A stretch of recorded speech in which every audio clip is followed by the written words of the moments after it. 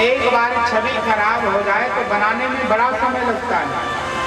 बिगाड़ने में तो समय नहीं लगता है, लेकिन बनाने में बड़ा समय लगता है।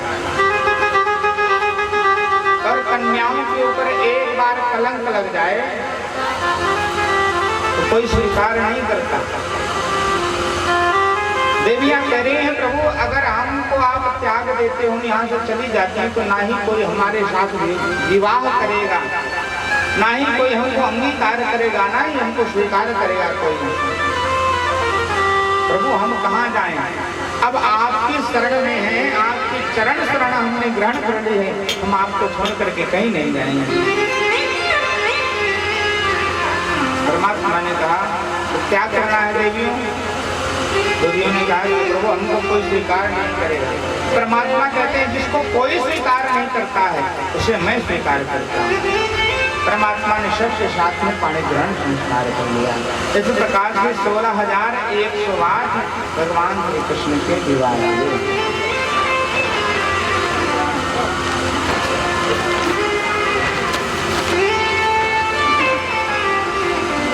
महाराज और सबके घर में संतानें हुई, 1,000 पुत्र हुए और सबकी 100 पुत्रियां हुई। सबके साथ महाराज भगवान निवास करते हैं, विचरण करते हैं। एक दिन उनके मन में आया कि हमारी इतनी रानियां हैं, सत्यभामा तो आए दिन किसी न किसी कारण से नाराज बैठे रहते हैं, लेकिन हमारी जो रुक्मणी है, जिस दिन से विवाह हुआ सब रानियां नाराज हो जाती हैं उनसे, लेकिन आज तक ना ही नाराज हुई, ना ही हमारे पर क्रोध किया। इतना प्रेम करते हैं कि क्यों ना चल करके परीक्षा ली जाए।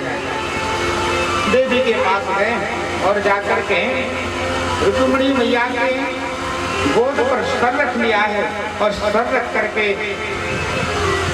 देवी से कहते हैं, क्यों देवी एक बात बताऊं, मेरे मन में एक जो है बात गूंज रही है। मैं विचार कर रहा हूं कि तुमने मेरे से विवाह क्यों किया। देखिए देवी कुछ बोल नहीं, रुक्मिणी मैया सुन रही है केवल। परमात्मा क्या कह रहे हैं, तुम्हें इतने दिनों से सोच रहा हूं, आज तक कह नहीं पाया, तुमने मुझ में क्या देखा जिस कारण तुमने विवाह किया।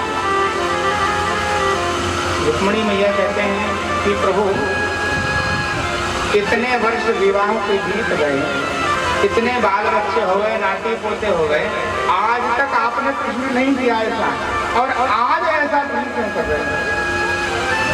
क्या कारण है? परमात्मा कह रहे हैं, देवी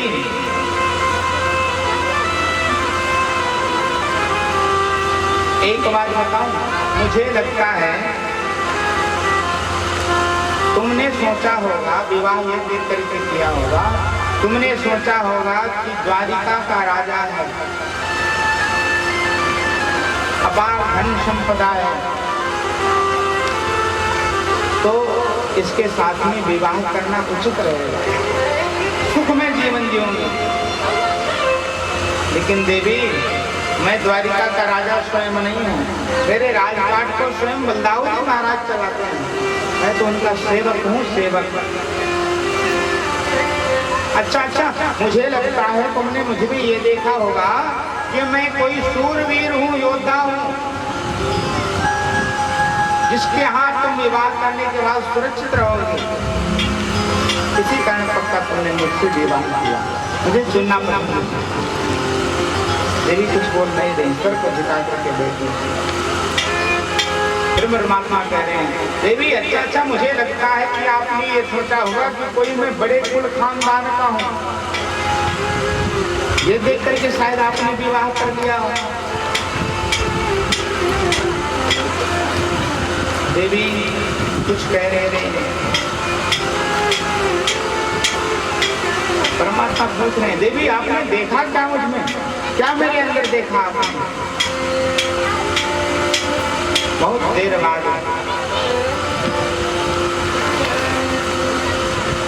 देवी के मुखार बिंद से एक शब्द निकलता है। देवी कहते हैं, प्रभु आप ऐसा क्यों कह रहे हो, क्या कारण है?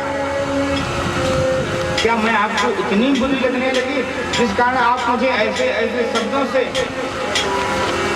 और ऐसे ऐसे शब्दों के बाण मेरे हृदय पे चला रहे हो? मुझे असहनीय पीड़ा हो रही है। इतना कहते कहते ही मैया रुक्मिणी को मूर्छा आ गई और मूर्छा खा करके देवी गिर पड़ी। जैसे गिरी परमात्मा ने दिव्य चतुर्भुजी रूप में 2 हाथों से देवी को पकड़ा है और एक हाथ से पंखा कर रहे हैं भगवान रुक्मिणी मैया को और एक हाथ में लोटा लेकर के जल का और छींटा लगा रहे हैं। मैया का नेत्र जैसे खुले भगवान हंस पड़े, देवी इतनी छोटी सी बात में तुम मूर्छित हो गई? अरे मैं तो मजाक कर रहा था, मैं देख रहा था मुझसे सब देवियां रुष्ट हो जाती हैं लेकिन तुम कभी नाराज नहीं होती हो।